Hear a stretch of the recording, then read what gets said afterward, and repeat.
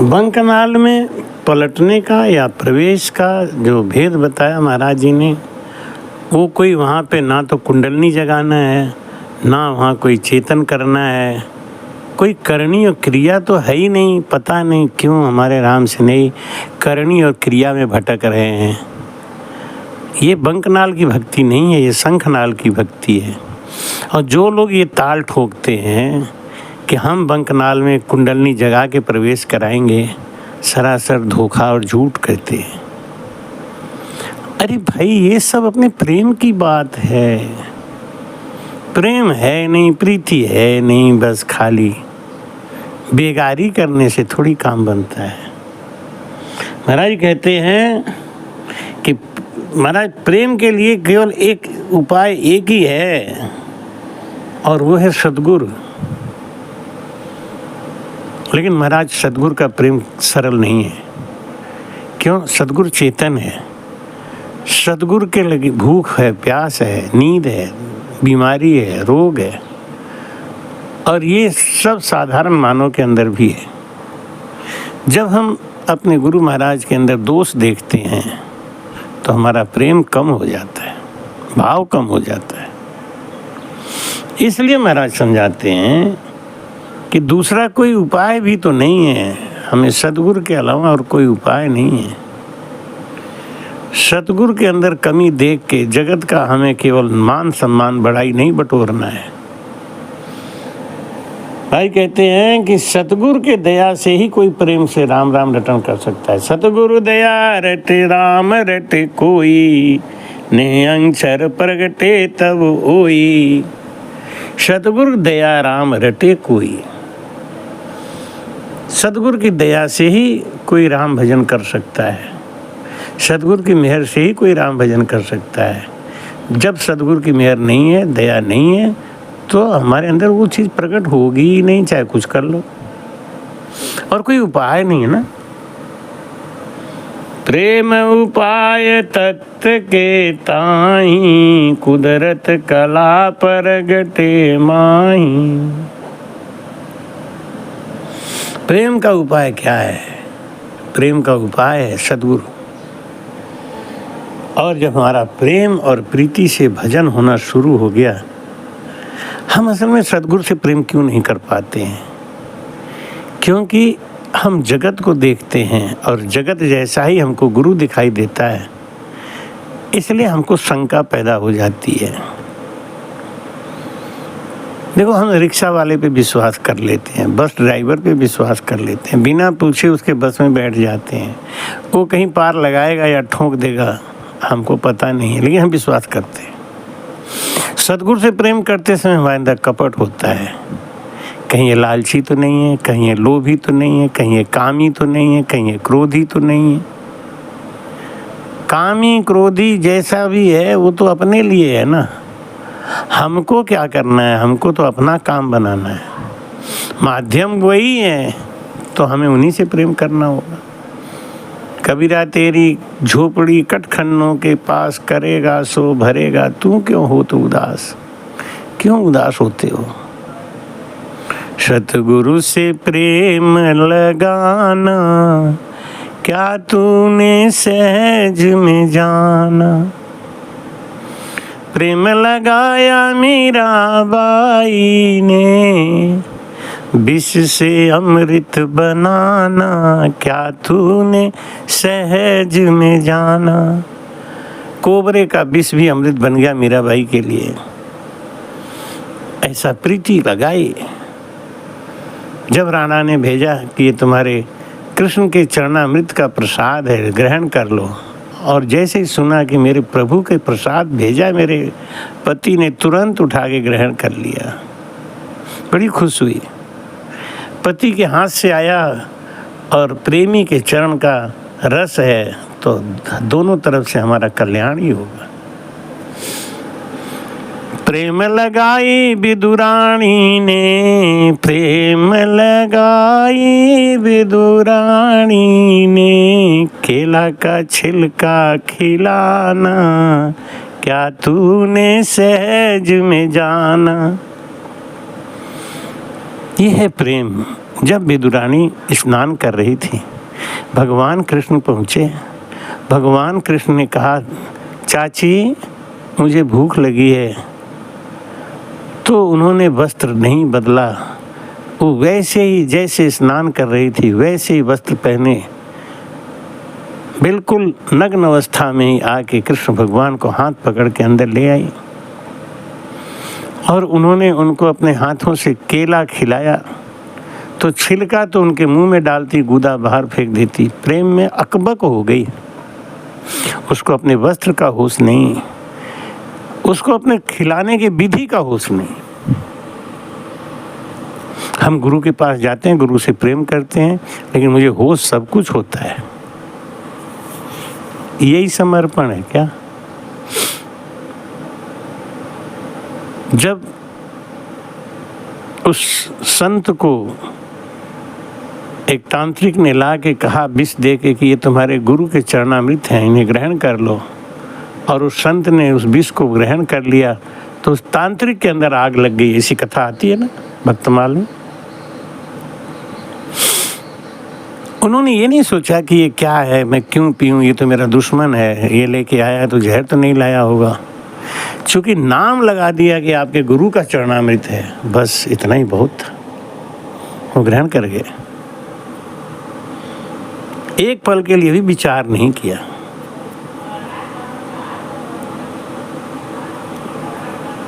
जब हमारे अंदर ऐसा प्रेम आता है ना, तब बंकनाल में भजन जाता है। भजन ऐसे नहीं चला जाता। प्रेम लगाया प्रहलाद भगत ने, प्रेम लगाया था प्रहलाद भगत ने, और खंभे से जाए लिपटाना, क्या तूने सहज में जाना। ये सहज काम नहीं है। बहुत कुछ त्याग करना पड़ता है। अपना सुख, अपना स्वाद, अपना स्वप्न, अपना नींद, सब त्यागना पड़ता है। राधा कहती है, अरे मुरली, तूने कौन से ऐसे अच्छे कर्म किए थे कि हर समय कृष्ण के होठों पे लदी रहती है।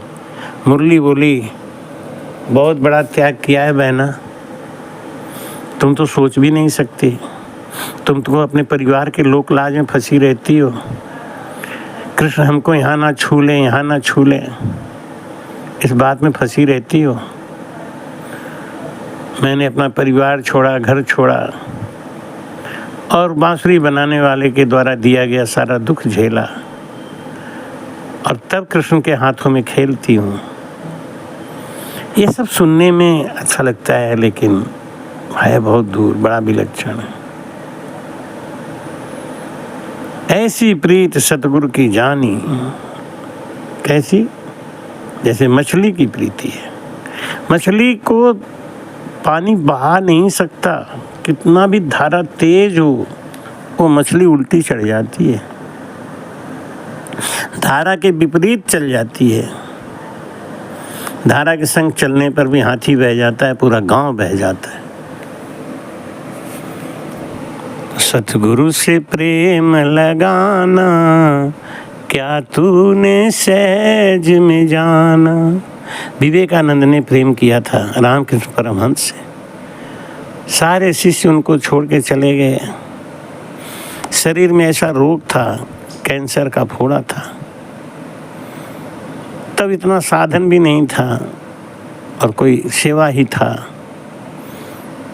विवेकानंद तन मन से सेवा करते थे,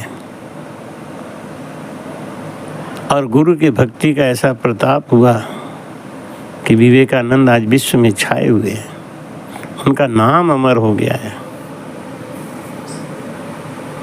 अब हम सुनते तो हैं कि विवेकानंद का नाम अमर हो गया, लेकिन विवेकानंद ने कष्ट कितना झेला था, ताने कितने झेले थे। उनके गुरु भाई कहते थे कि अरे तू कितना गंदा है, महाराज का फोड़ा अपने हाथों से साफ करता है, फिर पीप को फेंकने ले जाता है, मवाद को फेंकने ले जाता है। विवेकानंद ने वो मवाद पी लिया और कहा मैं क्या करूं, मेरा बस नहीं चलता, नहीं, मैं तो महाराज जी का कुछ भी, कोई भी अंश बेकार नहीं जाने दूं। अगर मेरी सेवा से मेरे गुरु जी का कष्ट हरण हो रहा है, उनमें सुख आ रहा है, तो मैं वो सेवा करूँगा।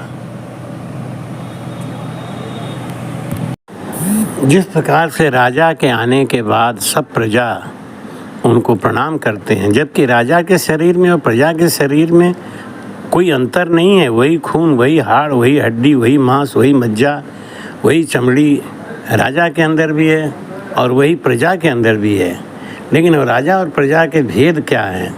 राजा ने उस पद को पा लिया है जिस पद को प्रजा नहीं पा सकती है। ऐसी जब तब करनी पूजा पाठ करने वाले को वो स्थान मिल नहीं सकता। वो देवताओं को पूजते हैं और देवता भजनानंदी संतों को पूजते हैं, बस इतना अंतर है।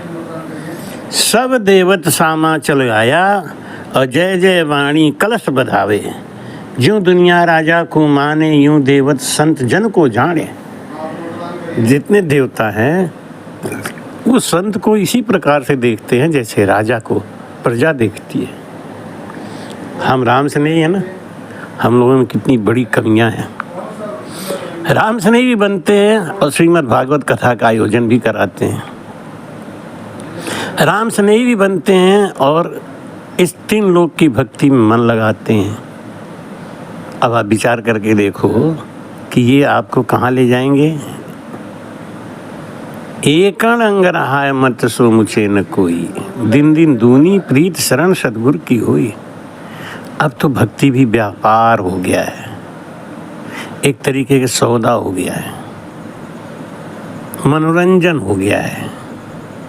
कहवा सुनवा सीखवा श्रवण बचन बिलासा, सुख सारण सोई संत जन सुमरे सांस हो सांस। महाराज क्या समझाते हैं कि राम राम राम राम। इंद्रलोक महालोक आवे, इंद्रलोक, ब्रह्मलोक, विष्णुलोक, तपलोक, जतलोक, सतलोक, मेहरलोक। महाराज जी कहते हैं इन सब लोकों को पार करके उस संत का जब दिव्य नयन खुल जाता है तो उनके अंदर इतना तेज आ जाता है, इतना प्रकाश, इतना प्रभाव जमता है कि उनकी तरफ कोई देख भी नहीं सकता। माई कहे दिव्य तेज नैन विश्व भारी, और तेज की कौन भिखारी। नैन पूतली माय समावे और घर आसमान दिस्त में आवे। यूं जन को सारो जग सूझे, 3 लोग 14 भुवन बूझे। ऐसे संत का क्या हो जाता है? महाराज क्या परीक्षा दे रहे हैं कि उनको 3 लोग 14 भुवन की बातें साफ साफ दिखाई देने लग जाती हैं, लेकिन वो चमत्कार दिखाते नहीं हैं।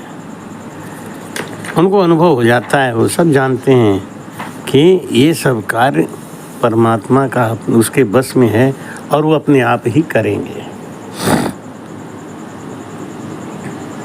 भाई कहते हैं ये त्रिवेणी पे आने पे, त्रिकुटी पे आते ही ऐसा हो जाता है। राणा अवध ज्ञान प्रकाशे, जाने लिवीरा जन की आसे। दूसरे के मन की बात को समझ लेना ये 6वीं कला है, और ये कला आ जाता है त्रिकुटी तक पहुँचते पहुँचते। लोग कैसे भजन कर रहे हैं, कैसे त्रिकुटी पार हो रहे हैं, ऐसा समझ में नहीं आता। इसीलिए मैं सोचता हूँ कि मैं ये दुनिया में भाग भाग के कर क्या रहा हूँ, अपना नुकसान कर रहा हूँ। दुनिया तो सुधरने वाली है नहीं। ये दुनिया को ठग चाहिए, ये दुनिया को लूटने वाला चाहिए। इसलिए मेरा मन बहुत उदास रहने लगा है। मैं कोशिश तो यही करता हूँ कि कम से कम जगहों पे जाऊँ, कम से कम लोगों से मिलूँ, कम से कम लोगों से ज्ञान चर्चा करूं। लेकिन क्या करूं, जहाँ 4 अपने होते हैं वहाँ 40 पराये भी मिलते हैं। 4 सुख देते हैं तो 40 दुख भी देते हैं। अभी निर्णय नहीं कर पा रहा हूँ, लेकिन अब धीरे धीरे धीरे धीरे उन राम सनइयों के लिए, उन जीवों के लिए हमें जाना ही पड़ता है जो कर्मठ हैं, जो प्रेमी हैं। महाराज कहते हैं कि मंगल गावे बजे बहु बाजा, सब पुर दौड़े दर्शन काजा। राम स्नेही का दर्शन करने के लिए भूत प्रेत तो क्या भाई कहते हैं कि शिष्य के शीश पर दस्त गुरुदेव का, रमत नौखंड सत शब्द लिया। देश परदेश और राज का तेज में मंडा मसाण सुनाई दिया। दिष्ट मलमुस छल छिद्र लागे नहीं, राम रक्षपाल घर गाँव वारे। जान बेजान और नाट की चेट की, बिघन के संत जन नहीं सारे। भूत और प्रेत डाकड़ी साकड़ी, देख निसंत को दूर भागे। राहु और केतु बलवीर यक्ष योगणी, संत घर गांव बल नहीं लागे। शरण साधार आधार एक राम को, सब तत्सार त्यों लोक निर्भय। फिरे सन दीदार चाहते सब चौकिया, तीन लंग चौथी चढ़िया। ब्रह्म के जोत में जाय बैठा, दास की स्नो कहे बिघन कुण भापड़ा। काल जम जोत पर चहार बैठा। ऐसे भक्त के लिए तो काल भी पीछे हट जाता है। छोटे छोटे रोग व्याधि की तो बात ही छोड़ो।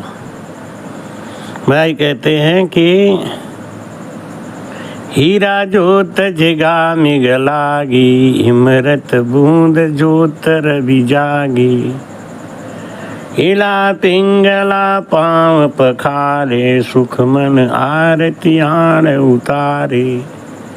ये सब सहयोगी हो गए। आंधी चलती है ना तो होली को बढ़ा देती है, और हवा चलता है तो दीपक को बुझा देता है। हमको होली बनना है, दीपक नहीं। होली बनेंगे गुरु के प्रताप से, गुरु के प्रेम से। जब तक हमारे ऊपर गुरु की मेहर नहीं है, हम उस तत्व को पा ही नहीं सकते। और गुरु के प्रेम को पाने में बाधा है हमारा अहंकार, हमारा अभिमान, हमारा मन। ये सब साबित है, ये सब बाधा है। हम सोचते हैं ये मेरा है, ये गुरु जी का है, बस।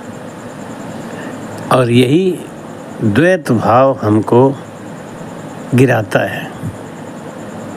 तन भी तेरा, मन भी तेरा, तेरा पिंड और प्राण।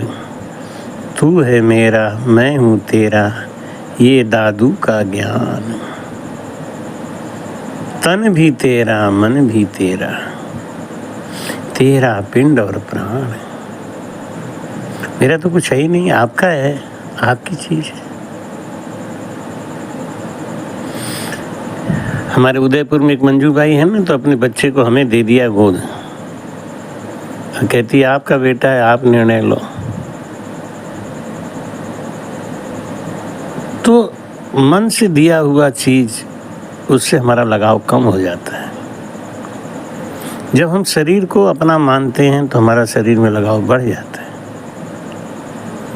इसलिए संसार में जिंदा रहना है तो भोजन जरूरी है, और उस परम तत्व के लोक में जाना है तो भजन जरूरी है। भोजन और भजन दोनों अच्छा करना चाहिए, समझ के करना चाहिए। आज शाम को फिर संगत होगी। अपने जन्मभूमि पीस में संगत करने का मन चल रहा था, और ये 5, 6, 7 दिन का मौका मिला, और बड़ी अच्छी संगत हुई। 3 बजे से फिर करेंगे संगत। आप सबसे एक ही प्रार्थना है कि इस चैनल को प्रेम दें, सब्सक्राइब कर लें। इस चैनल के रहते हम आप सबको बहुत ही ज्ञान ऊंचा दे सकते हैं। लेकिन अगर आप सब्सक्राइब नहीं करेंगे, दूसरों के भरोसे बैठे रहेंगे, कोई लिंक भेज देगा तो देख लेंगे, नहीं भेजा तो नहीं देखेंगे, ये भी एक प्रेम नहीं है, निज प्रेम नहीं है। हमको खुद सब्सक्राइब करना है, लोगों से कराना है, लोगों को सुनाना है। ऐसा दिव्य ज्ञान अगर आपके द्वारा किसी को सुनाया गया और वो भजन लेके राम से नहीं बन गया, तो इससे बड़ा पुण्य आपका कुछ है भी नहीं ज़िंदगी में। ऐसे ज़िंदगी में खूब धर्म कमाओ, पुण्य कमाओ, राम से नहीं बनाओ और भजन कराओ। नशा पत्ता छोड़ के, अभक्ष को छोड़ के जो भजन में लग जाता है, इसका बहुत बड़ा पुण्य आपको भी जाता है। इसलिए चैनल को सब्सक्राइब करें, लाइक करें और शेयर करें, ज़रूर सेव करें। राम महाराज। नाम प्रेम के सुन बस भाई, निज नाम किसके बस में है, किसके बस में बंध के आता है।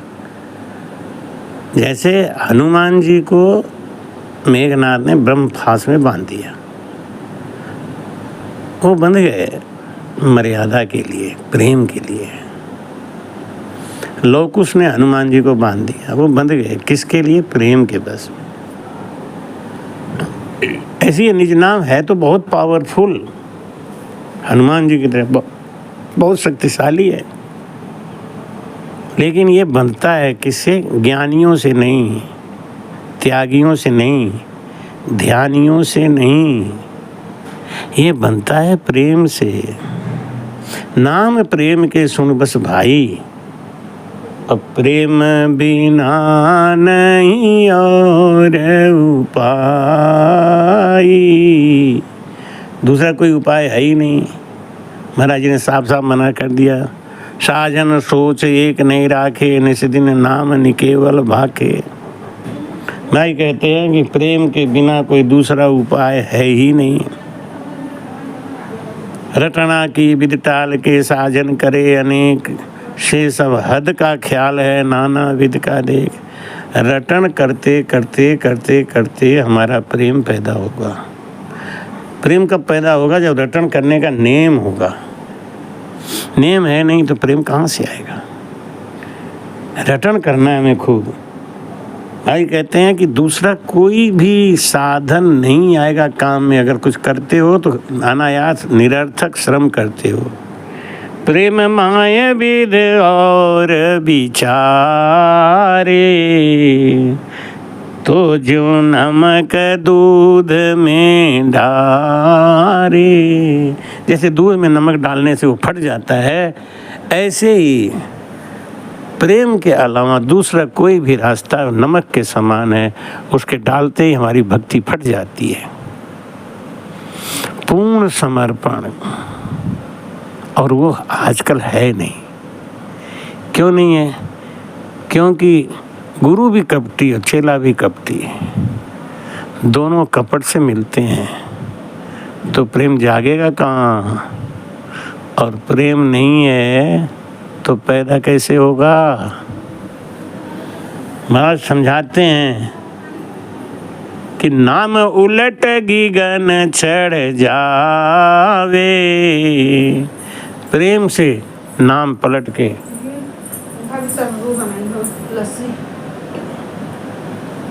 प्रेम से नाम पलट के ये हमारे बंकनाल से होके, मेरुदंड से होके त्रिकुटी पे चला जाता है। फाडर